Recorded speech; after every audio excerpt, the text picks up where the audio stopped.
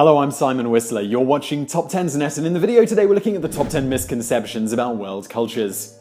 There are billions of people in the world, and all of them are individuals with their own unique identities. With so many people to keep track of and a much smaller corresponding number of cultures, humans invented stereotypes and other generalities as an attempt to understand large groups of people more easily. Over the years, this has led to a lot of confusion, hilarity, and strife in the world.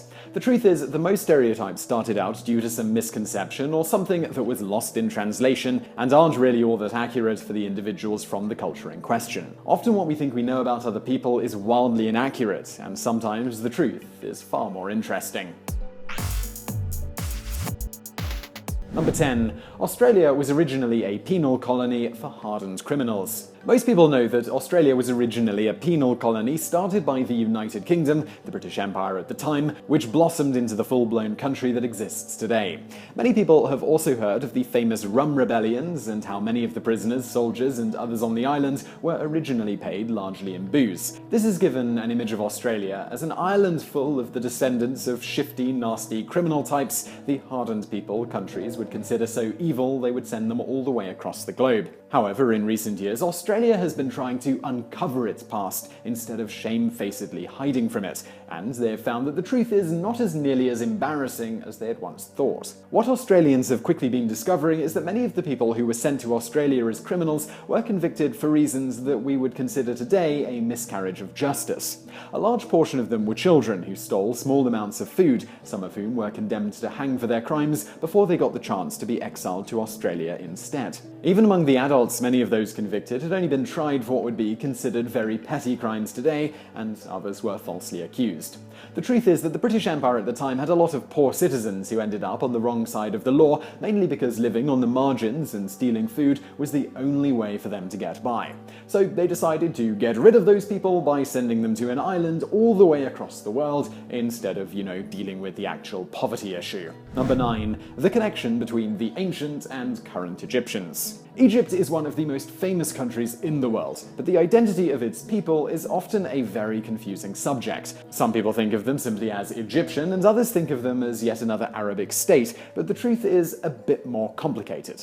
Scholars have been studying the lineage of the Egyptian people in an attempt to understand how they relate to the ancient Egyptians, and have been unable to come up with any concrete answers. They have found out the modern Egyptians have DNA that seems to differ somewhat from other nearby countries, but they also cannot prove any direct connection to ancient Egypt. In practice, the situation on the ground can be even more confusing. Egypt is a member of the Arab League, and most people in the country can speak Arabic. This has led to a certain amount of cultural ethos to slip into the national identity, but most Egyptians do not consider themselves Arab, regardless of their true genealogy.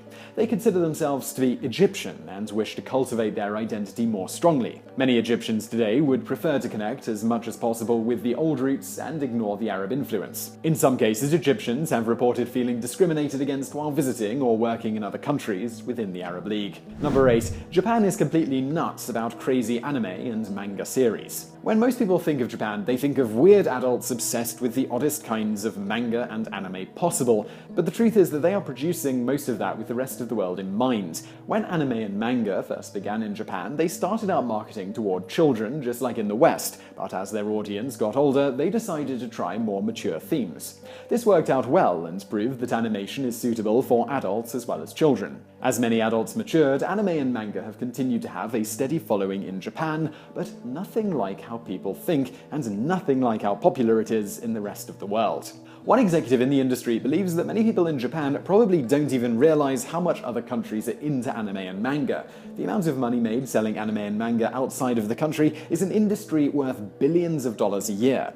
While the international market is a hugely growing business, the Japanese demand for the same is actually slowly declining as the years pass by. This means that despite the claims of those wacky Japanese, at this point they are making those stories for our entertainment. It may not even be entirely their cup of tea. Number 7. Canada is completely free, independent, and sovereign. Most people think of Canada as an entirely free and sovereign nation with an advanced modern democratic system of government. They have healthcare for all, a robustly running economy, and a standing military that is certainly no joke. Most people may not take Canada particularly seriously, but most people would consider them very much their own country. However, the truth is that Canada takes part in some very strange traditions harkening back to the monarchies of old. old. The Queen of England is also considered the Queen of Canada, for whom she is considered to be a constitutional monarch, just like she is in England. She is the Colonel-in-Chief of most of the armed forces and visits the country more than any other. While, like in England, she always goes by ceremony and takes the recommendation of her government's ministers' choices, she still gets to choose the people who are in very high-level government positions. However, it goes beyond simply paying homage to old traditions. Everything in the country, including elections, are still called in the Queen's name, and everyone must swear allegiance to the Queen, including all new citizens of Canada, who must accept the Queen as the living symbol of their country. Number 6. British people don't care about their teeth. Around the world, apart from being known for drinking tea and trying to take over the world, the British are also famous, or rather infamous, for having some of the worst oral hygiene among all developed countries. The claims are that the British have plenty of money to do so, have the proper health infrastructure, and just don't really care. They let their teeth get misshapen, brown, and rotting, and would practically let all the suckers fall out of their mouths if they didn't actually need them. Jokes about British teeth have been popularized by shows like The Simpsons and almost everything else. However, the truth behind the claim is a bit more complicated. While the average British teeth may appear misshapen to an American, they also have a different idea when it comes to teeth in general. The British still care about oral hygiene, brushing teeth and going for annual tooth cleaning, but most of them prefer a natural look and only go for minimal tooth straightening. Whereas Americans will spend countless thousands making sure all their chompers line up just right, many British people are fine just as long as the teeth are healthy and line up fairly straight, enough to be mostly functional. However, even this stereotype is beginning to change. Due to exposure to American media and popular culture, it is becoming an increasing trend to go for extra teeth whitening and straightening so as to mimic the look seen on television. Number 5. Spanish people are extremely lazy. One of the most popular stereotypes around the world is that Spanish people are lazy. This stereotype has evolved from Spanish people being lazy to anyone who speaks Spanish also being lazy, and often is applied by racists to anyone vaguely Hispanic-looking who is working within the United States.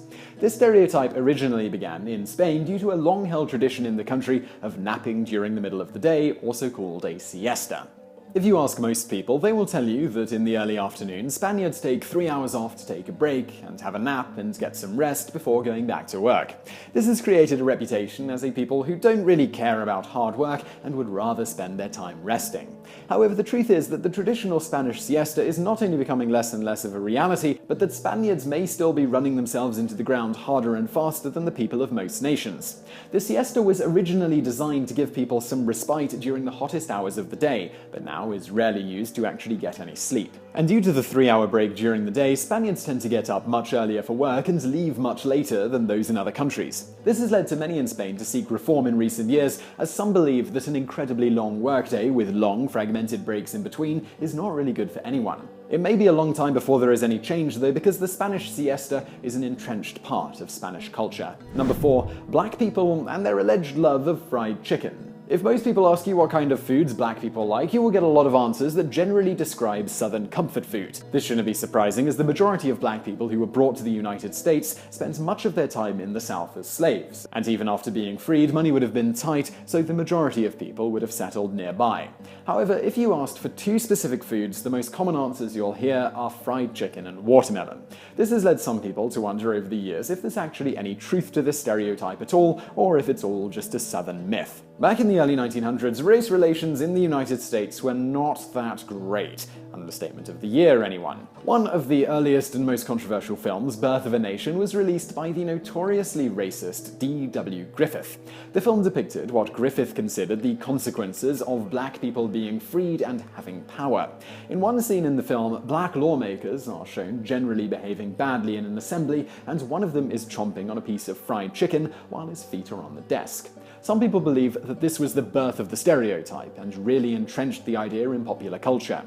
It is also likely that foods like fried chicken and watermelon were chosen to represent black people because they are foods you have to eat with your hands and hence were considered dirty foods. Number 3. The French are prone to collapse in a wave of surrender. Shortly after the events following 9/11 that changed the United States in many ways, the country was finding itself in the Middle East. When France made the difficult decision not to help the United States, their ally on this particular occasion, many people started leveling, very pointedly accusing fingers at them. They were insulted by many publications and political figures in the United States who essentially referred to the French people as cowards. Some went so far as to quote a joking The Simpsons episode and quite seriously called them cheese-eating surrender monkeys. People claimed that they surrendered easily in World War II and that in general they are cowards who don't want to fight.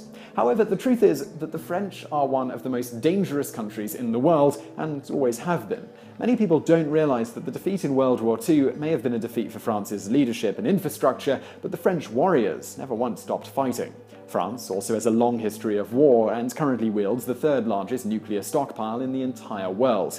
The big two, the United States and Russia, are the only countries that can boast a significantly bigger nuclear stockpile than the French, and France still maintains one of the strongest and biggest standing armies in the world. While France has been choosing to pick their battles more carefully in recent years, their reputation shows that they are far from cowards and more than prepared for serious engagements. Number 2. The island of Jamaica is a 24/7 weed lover's paradise. When most people think of a place where weed is considered as normal as eating, they think of the island of Jamaica. After all, this is a place where you are likely to find one of the highest concentrations of Rastafarians in the entire world, and as we all know, those who follow Rasta believe in smoking weed as part of a religious tradition. However, religions are not always accepted fully by the law, even in countries where they are most popular. Despite what some people might think, for the longest time, weed has been severely illegal in Jamaica. Lots of weed is grown on the island, but the government has done their best to crack down on illegal growing, smuggling, and even individual use. In recent years, they've relaxed some of the laws regarding use for personal or religious reasons. They've also relaxed some of the laws in an effort to gain more money from foreign tourism, especially with some US states now allowing medical marijuana. However, there is only a small relaxation of the laws for individuals, and the country is still doing its best to prevent large-scale growing or trafficking within the confines of the island. The idea behind the new law is to allow for personal use in order to accommodate the island's large Rasta population, but still fight the rise of large grow operations on the island. Number 1. The German people are mostly humorless. The German people get called a lot of complimentary things. They are hard-working people who tend to be rational, industrious, and with the large influx of refugees they take in every year, they have certainly proven themselves to be a caring people. However, most of Europe and the rest of the world considers Germany to be a little amusing for the fact that, as far as much of the world is concerned, Germany doesn't know how to be funny.